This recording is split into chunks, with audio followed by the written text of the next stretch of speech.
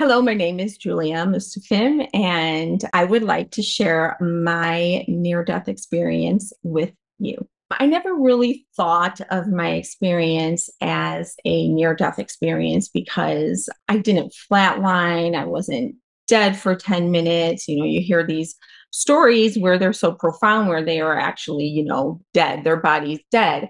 So when I first told this story to my friend about, maybe 8, 9 years ago, she said to me, this is like a near-death experience. And I said, I always wondered like if it was qualified for that, but I wasn't quite sure what the definition of near-death experience was. But she was so moved by the story, and she kept wanting me to somehow, tell it to someone and so this was years ago. And so she started a spiritual company called Sunlight Spirit Retreats. She started a YouTube channel. She said, I want you to tell your story. And I said, okay, well, if it helps one person, it's already helped so many people because I have been helped and I have told people about it. So anyway, she was really persistent on it. And so the reason why I think that she was so moved by it was the experience between when I had the accident and a space I went to for a very long time. So I was actually 8 or 9. It was right before my birthday. So I was very young, and this is just my experience. So a lot of people ask like, oh, what about, the bad, or what about the dark? And all I can tell you is this was my experience, and I know it in my heart to be true. And it has changed me profoundly. I feel like it started me on this journey of spirituality. I was either turning 9 years old or 10-year-old, but it was right before my birthday. My dad was building a deck, my uncle, and we had, walkout basement. And then we had above that another level. And there used to be just a door there. And my mom wanted a full deck. So they were working on this deck to get it done before my birthday party. And it was almost done. And they've been working so hard on it. And the only thing that needed to be fixed was the spokes, on the deck, the little partitions. I don't know what you call them, like the spokes, so there was a big gap between banister, whatever, and then the bottom part. So the little spokes were not in place yet, or the spindles. But other than that, the deck was complete. So one evening, it was a Sunday evening, and my mom got pretty excited and put the table there and the chairs. And we had like these, like just plastic, remember those old plastic kind of chairs, lawn chairs or whatever. And everyone was sitting around the table. And I came out, and they were just enjoying the deck. And I came out and I went to go sit down. I walked around towards the opening of the deck. And I didn't realize, but I guess the back legs of that plastic chair were either off the deck or halfway on it. So as I was sitting down, I heard my sister, who was sitting next to me, say, "Don't sit," but I was already in the process of sitting down. And then when I sat down, those two back legs went off the deck, tipping the chair just enough for my little body to slide out. I looked up and I see my sister, who is on the top level of the house, waving down at me. And that was it for that moment. I went somewhere for a very long time. And it was the first thing I said to my parents, actually. But I am still trying to access everything that I experienced. But I see my sister waving, and go somewhere. I'm somewhere else. And even though this is something that happened in, real time, is just a few moments, I can't explain to you like how much time passed. Like the more I sit with it, I used to be like, was it hours? I feel like it was a lifetime, to be quite honest. I was somewhere for a very long time. And then when I was coming back, I had the memory of coming back to my body, but I definitely left, and I'm looking at my body. And even though I'm this young, 8, 9-year-old, I have this knowing that I have to still be here. And it's a very wise knowing for like someone my age. But I felt this immense love behind me. And it was like a warm light. And even though I didn't turn to see, I know for a fact that there was a large angelic being also within this light.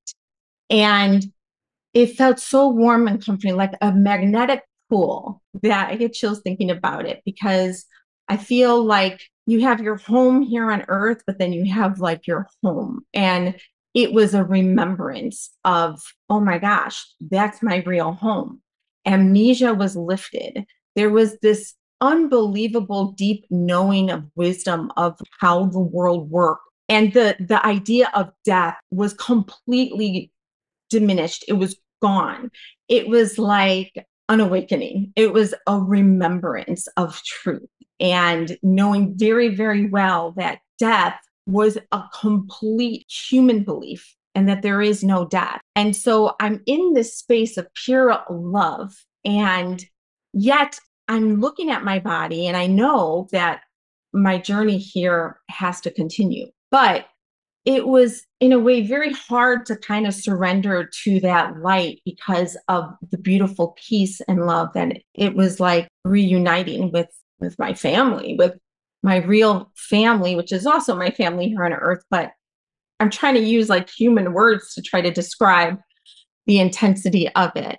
But at the same time, having this wisdom and knowing, and when I say the clarity, it's like you feel like the contrast of when you were able to think from this much of your brain or consciousness to your entire consciousness. And it was such an immense feeling of love and oneness and peace. There was no fear. There was nothing there but pure love and truth and stillness and calmness. And it was beautiful. But in this little, I was only 8 or 9 or whatever. And yet I knew with this wisdom that my journey in human form wasn't done yet. And the strangest thing, I was repeating over and over to stay connected to that body, because I knew if I took my eyes off of my body that I saw on the ground, on the concrete, I knew that if I break my attention from that, I would surrender fully to the light. I don't think anyone could resist it. But that's why I do believe we all have soul journeys and purposes that are unique to us, because I knew that I had to keep looking at my body. But there was no fear. It wasn't out of fear that I was going to die. It was out of needing to complete my purpose. And the oddest thing I was repeating in my mind was, I am not done with them yet. I am not done with them yet. I am not done with them yet. And for all these years, I thought I was talking about my family, like, oh, I'm not done with my family yet. That must have been what I was saying. I'm not done with my family yet. But as I've been on the spiritual journey for a while, I think that it was so much grander than just my family. I feel like I'm not done with being a part of the human race. I'm not done with being the puzzle piece, to complete the ascension or the awakening or the bringing Christ consciousness or whatever. It's so much more. And I know that now, but I kept saying, I'm not done with them yet. I'm not done with them yet. I'm not done with them yet, while feeling this immense love, but at the same time, this large angelic being, which I think I really can honestly say, I think probably was an angel that has been with me my entire life, because there was this familiar energy like about it. It's hard to explain in human words, but it was that angelic being that saying, no, come with us. You need to be with us. It was a support. It was saying, your truth, your journey, and we're loving and supporting you, and we're here for you. And eventually, after repeating, I'm not done with them yet. I'm not done with them yet. I'm not done with them yet. I got back into my body. And if you can imagine, like, the contrast of being this expansive energy, this immense, just expansive, you're just this being of light, and then coming back down into a physical form, it was jolting. So when I became conscious again, it was like, oh, whoa, it took me like, what's going on? I'm back. And so it was kind of jolting, like, I think I used the analogy, like, you notice, like, when you catch a fish and the fish is flopping on the deck, it's outside of the water. It's not in its element. It doesn't do well there. It's like adjust. So I was like, kind of like feeling like I was flopping like a fish out of water. And when I became conscious, I see my father is running his down the stairs. And I remember calling him daddy, which was weird because I've never called him daddy before.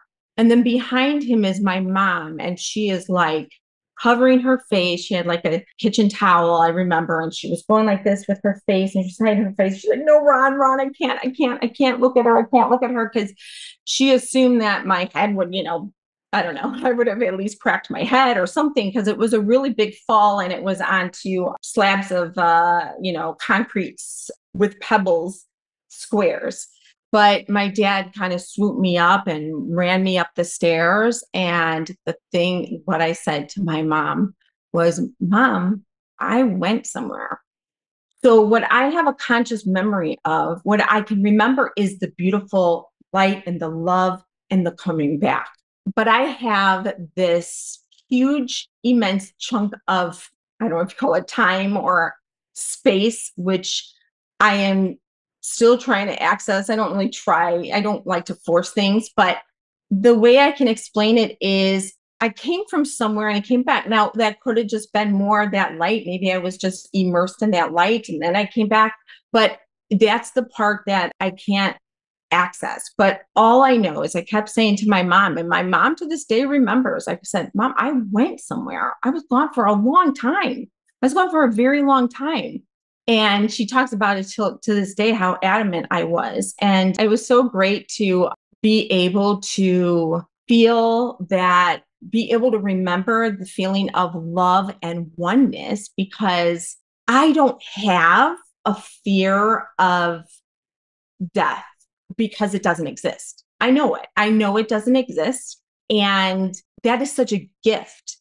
And because I have that experience, I feel very connected. I feel we all are connected. I'm a firm believer we're just not turning our heads to it. Maybe we're not acknowledging it, but we're all connected. But because of that experience, I feel that I came back with a strong presence with me. I don't feel alone. I communicate all the time. I say all the time, I feel like most of the day I'm dialoguing with God, consciousness, whatever you call it. And I don't feel alone. When things are tough in my journey, which I'm human and I'm going to have frustration, it's nice to be able to access that energy fairly quickly and able to like give comfort to people who are suffering, especially around the loss of loved ones and things like that. Because one thing that I have always been guided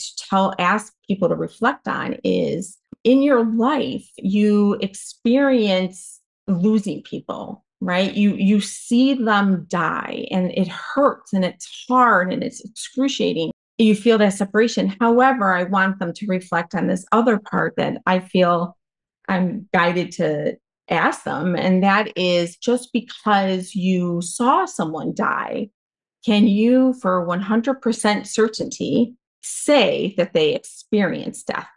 And sometimes people don't understand what I mean by that. And I said, just sit with that and you'll understand it if you just allow yourself to just be still with it. But the idea is, you are seeing someone die. That's your experience. Your human experience is, I'm seeing this person or my animal, or, you experience death through seeing people die. But you cannot say for certainty that they themselves experienced death. And that's the part that I hope brings comfort, because I feel like I was able to experience for a brief moment what is really experienced when you leave your body. Definitely a continuation. Is actually an awakening. It's an expansion. It's a wholeness. But I also feel like my journey back here is to dive deeper into that energy and to also explore how we can have that feeling of wholeness and of purity and oneness while being in human form. And I do wonder if that's also why I came back to share that experience, because I do feel like there are ways that it does take a lot of inner reflection and connection, but I do feel that euphoric feeling of pure love can be felt in our lives. And we all have had that euphoric experience because we have had moments of pure bliss, whether it's holding your first child or your marriage. You can go to a moment where there was nothing but pure bliss. And I think that's the closest that I can equate a human experience to what I experienced. And it comes very close. So if we can at least start with that and either in those moments of pure bliss or even going to a memory of having that moment of pure bliss and reactivating it. So my journey has been interesting. My life has unfolded in ways that are very unique, and I've had very unique, to say the least, experiences here. I do feel that my experience, my sensitivity is very heightened. I feel deeply. I think that one of the tough things, because there's always, you just got to have contrast. So there's beauty with what I experience, but there's also, a little bit of things that are a little tougher in human form. And that is my sensitivity. I have a very hard time not jumping into people energetically. So if there's a kid crying at a grocery store, I am inside them. I know that sounds weird, but I energetically become them. And I think it's because I visited the space of oneness. And so I think that I uncontrollably jump into the energy, and I'm very emotional. I cry very easily when there is pain. I feel sometimes I get a feeling of sadness when I'm not aware of who I'm connected to. So I feel like there is this like oneness energy that is beautiful, but it also comes along with feeling their human emotions, and that can be it can be very tough. In my life, I had 4 children, and they're very, very sensitive. And one of my son is Sammy, is very unique, extremely unique experiences. He is wired differently, and I'm not one for labels, but he'd probably be labeled with something, wrong with him. But I see him as pure beauty, and he has that connection too. And things that he's not a big conversationalist, but then things that he has told me are quite profound. And he has helped me on my journey. But he has a sensitivity of hearing and seeing things. And we have each other to help through that. But I call him my master teacher. So my life has definitely unfolded in a unique way, but I am grateful for the experience. One thing that I wanted to mention that I experienced that is a little interesting is I had a vision. Now, I became very, like, I think I've always been a very sensitive person, but I had this vision of Jesus standing in my room, and he was standing to the left of me. I knew see exactly where he was standing. And it was weird. He said to me, he was beautiful, glowing, and I'm kind of looking at him like, oh my God, am I really seeing this right now? And he said to me the strangest thing. He said, "You're going to die on Sunday, but don't worry, it will be okay." And he opened his arms. Well, he was opening his arms for me to like run into his arms. And I was so young and I was scared. I didn't do it, because I thought if I ran into his arms, I would die essentially. But anyways, I stayed up till midnight that Sunday and I didn't die. But, it wasn't the same Sunday that I fell off the deck. But it is interesting that it was on a Sunday and I did have that experience. So I don't know if it was related to that, but I always think about that like, wow, it's interesting. I had that.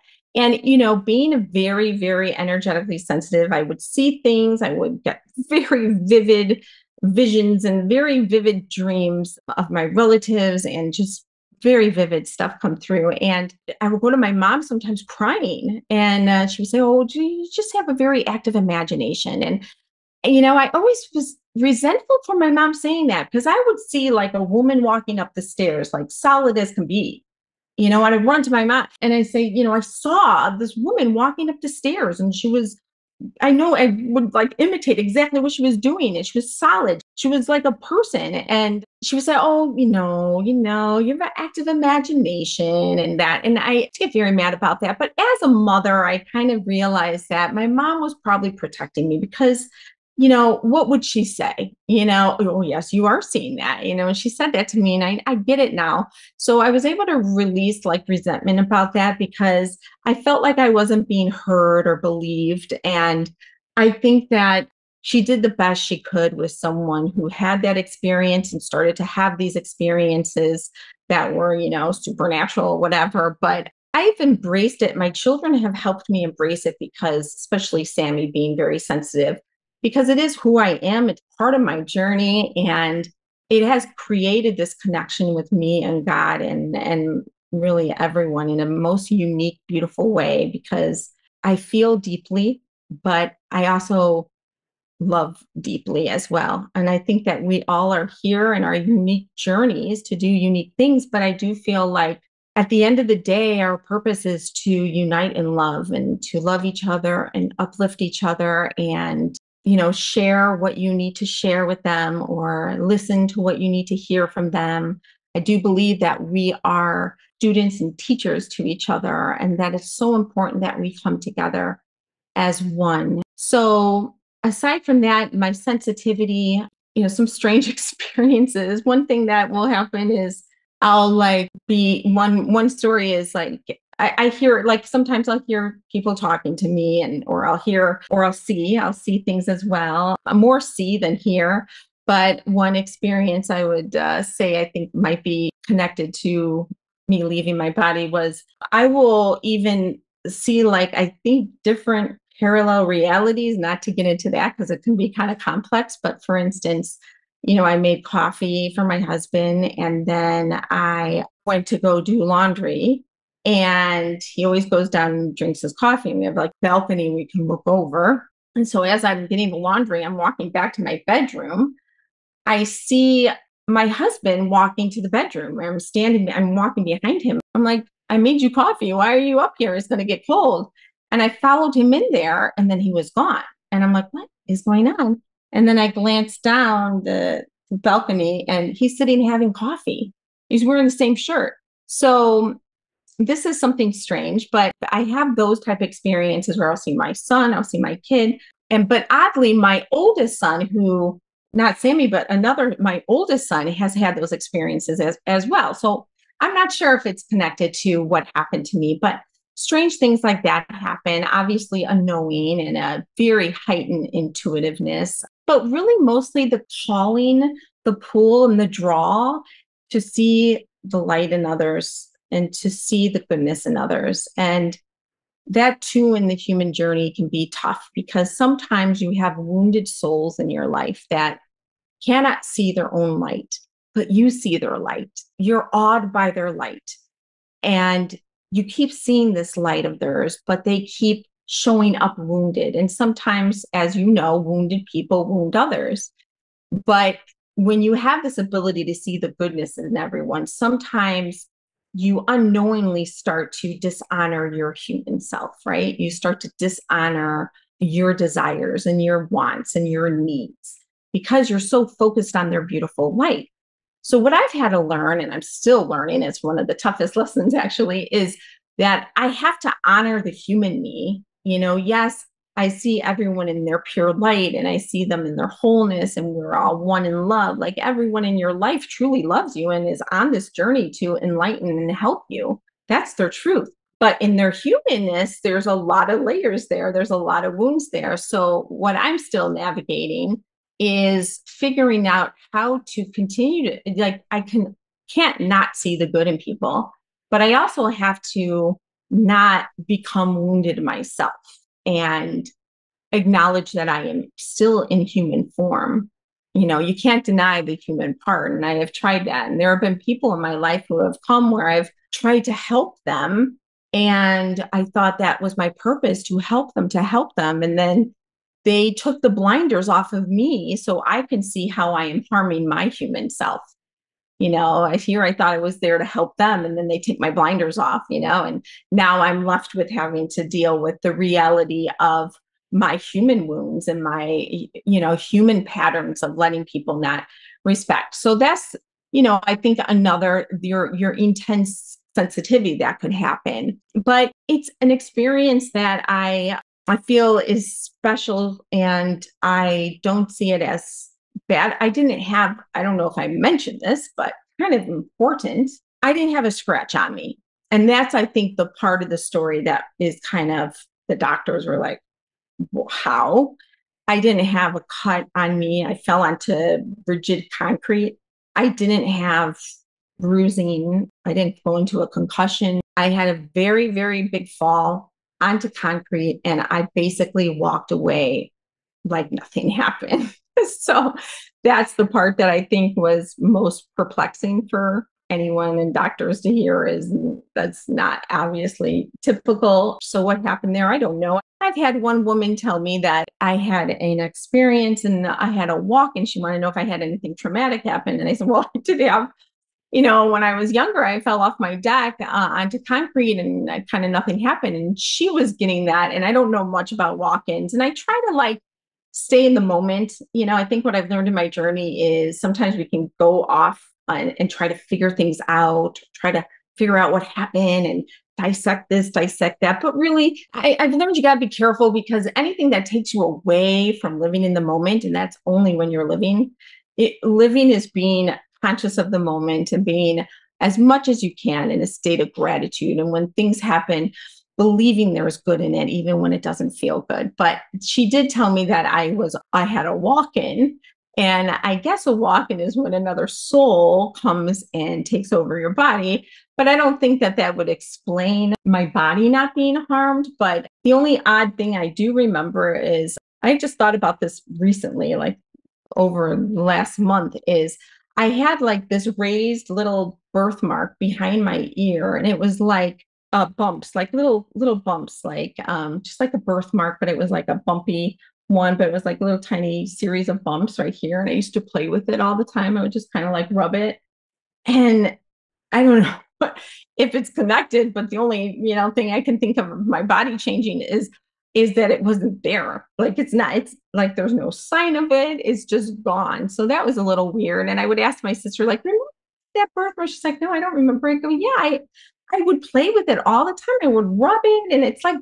It's completely gone. I'd be in the mirror, there's no sign of it or anything. Again, I don't know if that's connected. I don't even know if I need to dissect that or, figure it out, because I really feel like the best way to live is to be in the moment, to be in the now, to be connected, and to come forth with a heart full of love, with good intention, and also be vulnerable. Allow yourself to be vulnerable. And I think that that was a layer that I just recently had to allow myself to accept the human me. I realized that I unknowingly was rejecting the human elements of me by trying to make everything pretty and perfect, lighten everything up, where I do believe everything in your life ultimately is here for the better of your soul. I do believe everything happens to better you if you accept it.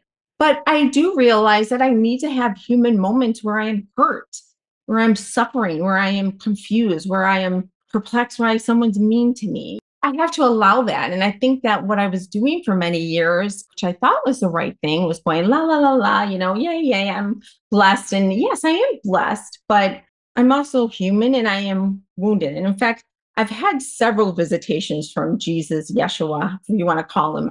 I think that I have built up a bond with him throughout the years. And he came to me very vividly, and he said to me, this was the start of me realizing that I had to embrace my humanness, is he said to me, he said, the people who are angry at you in your life are merely reflecting the anger you have within you. And I remember this moment so vividly, because I was thinking, oh, wow, this is shocking, but Jesus has missed the mark here. I'm not an angry person. And I really would never call myself an angry person. I feel like I was always very joyful and everything. So it didn't make any sense, this message. And I'm like, I'm not an angry person. I'm always light and loving. I see the good in people, even when they're mean to me. And then he continued and he said to me, when you think you're letting things go, you're not really letting them go. And what he meant, I knew, was I was suppressing them energetically within me, but I was not accessing that. Like I was not acknowledging, I didn't feel I had anger or anything like that in me, or pain or suffering. But after I had that visitation from him, wow, the layers really started to come, and I had to embrace my human part of suffering. So it has been kind of like a humbling experience. I also feel like maybe you can call it a little bit of an ego death. Maybe I was being too la la la, and not being raw and real. Maybe there was a little of my ego working there that I wasn't realizing. So it's been tough during those times. It really has. 'Cause I did a really good job just embracing my light, but embracing the human, I neglected the human for so many years. So that has not been easy, but I do know I still hold on to my light body, and I am realizing that you can be in one by allowing yourself to be both your light and your human body. But what I wanted to say really quickly about that is, even though it's hard to embrace those human elements of yourself, you have the wisdom of knowing that it is with purpose. It is with purpose. You may not know the purpose, but it is with purpose, and having that faith and trust. And if it's to, relate to people more, to understand human suffering more, whatever it is, it has purpose. Or if it's to awaken you deeper, to make you more authentic, then so be it. And then I welcome it with open arms. So everyone in my life has shown up as my teacher, really has. And I was so confused when I felt like I was being guided to help someone, and then they ended up helping me, whether they were conscious of it or not, by saying, "Hey, you got to look at yourself." And I go, "What are you talking about? I see beauty in everything. There's not, no, no, no, you're human self, you're human." And that was the big aha. I realized that, okay, I really do need to own the human parts of me, and there's a purpose there. So we can't turn away from the humanness. And I think on the spiritual journey, many people think that you're supposed to turn away from anything that feels negative. And I like Thich Nhat Hanh. I was so gravitated to read and really be still in his presence, because he says, whenever we feel uncomfortable, whenever we feel suffering, we look for an exit. We go, la, la, la, we go shopping, or we go eat, or we go drink, or we're looking for an exit, right?